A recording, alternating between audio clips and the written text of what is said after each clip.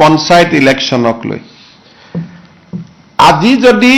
আমি পঞ্চায়ত ইলেকশ্যন ঘোষণা কৰোঁ আমাক এমাহ সময় লাগে পঞ্চায়ত পাতিবৰ কাৰণে আৰু আজি আমি 10 জানুৱাৰীত আজি গধূলিলৈকে এতিয়া আমি বহি আছো গোটেই কেবিনেটখনে যে উচ্চ ন্যায়ালয়ৰ যিগৰাকী ন্যায়াধীশ মহামান্য তেখেতে কোৰ্টত আজি ঘোষণা কৰিছিলে যে আজিৰ ভিতৰত তেওঁ জাজমেণ্টটো দিব কিন্তু এতিয়ালৈকে আমি বহি আছো জাজমেণ্টটো অহা নাই গোটেই কেবিনেটখনে ইনফেক্ট 3 ঘণ্টা সময় আমি বহি আছিলো যে জাজমেণ্টটো আহিব অলপ পিছত আহিব এতিয়া আহিব এনেকৈ আমি অপেক্ষা কৰি আছো ইনফেক্ট দিনৰ 2টা বজাৰ পৰা আমি অপেক্ষা কৰি আছিলো সাধাৰণতে চৰকাৰসমূহে পঞ্চায়ত পাতিব নোখোজে যে আমি পঞ্চায়ত নাপাতো ইমান ইলেকশ্যনত আমি ৰিস্ক নলওঁ বিশেষকৈ বিধানসভাৰ নিৰ্বাচনৰ আগে কোনো চৰকাৰে পঞ্চায়ত পাতিব নোখোজে আমি পঞ্চায়ত পাতিবৰ কাৰণে উদ্গ্ৰীৱ হৈ বহি আছো কিন্তু এই পৰ্যন্ত মই অলপ আগতে মহা অধিবক্তা দেৱজিৎ শইকীয়াক টেলিফোন কৰিছিলো তেওঁ কৈছে যে এই সময়লৈকে জাজমেণ্টটো ডিক্টেশ্যন হৈ আছে জাজমেণ্ট অহা নাই বা যি ধৰণৰ কথা আজি যদি ৰাতি 12টাৰ আগতে আমি জাজমেণ্টটো নাপাওঁ পজিটিভ বা নিগেটিভ যি নহওক তেতিয়াহ'লে আমি পঞ্চায়ত ইলেকশ্যনটো একেবাৰে মেট্ৰিক বা হায়াৰ ছেকেণ্ডাৰী পৰীক্ষাৰ পিছলৈকে লৈ যাব লাগিব কাৰণ 14 ফেব্ৰুৱাৰীৰ পৰা মেট্ৰিক আৰু হায়াৰ ছেকেণ্ডাৰী আৰম্ভ হ'ব আৰু যদি এবাৰ ইলেকশ্যন কৰিলে একমাহ সময় লাগে নটিফিকেশ্যনৰ পৰা আৰু 2টা ফেজত কৰিলে আজি হ'ল 10 তাৰিখ 10 ফেব্ৰুৱাৰীত এটা হ'ব পাৰে 12 ফেব্ৰুৱাৰীত এটা ইলেকশ্যন হ'ব পাৰে কিন্তু আজি যদি ৰাতি 12টাৰ আগতে যদি হাইকোৰ্টৰ পৰা অৰ্ডাৰটো ওলাই নাহে আৰু পিছৰ 10 দিনো হাইকোৰ্ট বন্ধ আছে গতিকে তাৰ পৰিপ্ৰেক্ষিতত মই ভাবো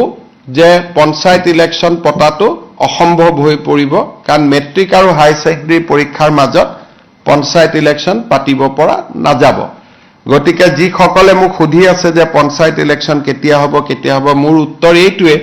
যে চৰকাৰে আজি 3 দিন ধৰি আৰু কেছবিলাক হৈছে অকল এটা কৰিমগঞ্জ জিলাৰ 19খন পঞ্চায়ত লৈ বাকি অসমখন ইয়াৰ লগত জড়িতই নাই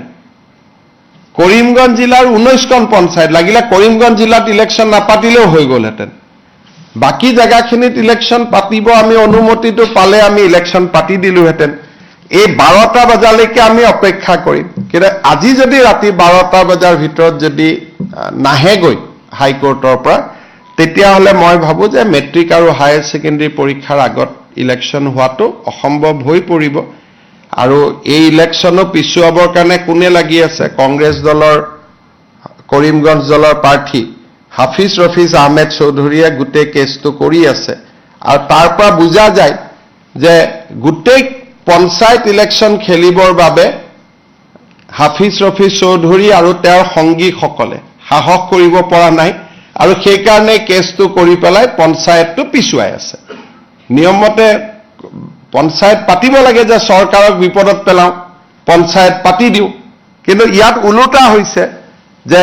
বিৰোধী পক্ষৰ একাংশই কাৰণ হাফিজ ৰফিজ চৌধুৰী কংগ্ৰেছ দলৰ অফিচিয়েল কেণ্ডিডেট হয় আৰু আন যিগৰাকী অধিবক্তা তেওঁ কংগ্ৰেছ দলৰ দিনতে সলিচিটৰ জেনেৰেল হৈছিলে দিল্লীত গতিকে 2জন অধিবক্তাই আজিও তেওঁলোকে আৰ্গুমেণ্ট 3 দিন আগত শেষ হ'ল আজিও 2 ঘণ্টা আৰ্গুমেণ্ট কৰিছে গতিকে কিহৰ কাৰণে তেওঁলোক পঞ্চায়তৰ কাৰণে সাজু হ'ব পৰা নাই মই নাজানো কিন্তু তৃণমূলত গণতন্ত্ৰ বচাবৰ বাবে এবাৰ আমি বহুত কৰিছিলো পাৰ্টি লেছ কৰি দিছিলো যে কোনো পাৰ্টিৰ হ'ব নালাগে যাতে অৱসৰপ্ৰাপ্ত শিক্ষক অৱসৰপ্ৰাপ্ত ডক্টৰ সকলোৱে যাতে ইলেকশ্যন খেলিব পাৰে ভাল পৰিৱেশ হয় পঞ্চায়তৰ পৰা দুৰ্নীতি নোহোৱা হয় কিন্তু যি নহওক আমিতো হাইকোৰ্টৰ ওপৰত মাতিব নোৱাৰো গতিকে ৰাতি 12টালৈকে অপেক্ষা কৰিম আৰু 12টাৰ আগত যদি জাজমেণ্ট পাওঁ হ'ব নহ'লে আৰু এইটো মেট্ৰিক হায়াৰ ছেকেণ্ডাৰী পিছলৈকে পিছুৱাই যাব তাৰ পিছতো বানপানী আহিব বা বানপানী থাকিব কি পৰিৱেশ হয় আৰু এতিয়াই ক'ব পৰা নাযাব